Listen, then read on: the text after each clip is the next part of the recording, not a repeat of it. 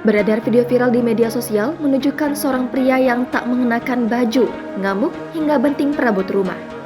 Diduga oknum anggota Dewan Perwakilan Rakyat Daerah atau DPRD Kabupaten Muna, Sulawesi Tenggara yang melakukan aksi tersebut.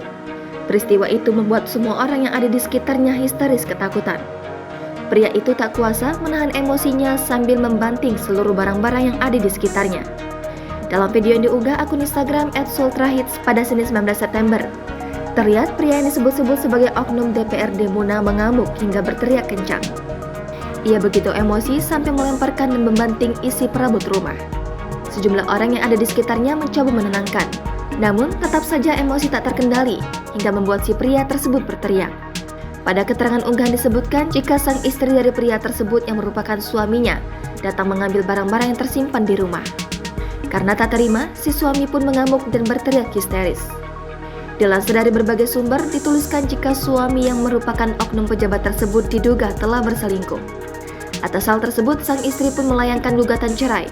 Saat ingin berpamitan dan mengambil barang-barang yang masih tertinggal di rumah suami, alhasil si istri mendapatkan tindakan yang tak terduga. Warganet pun ramai berkomentar pada postingan tersebut di akun @sultrahits.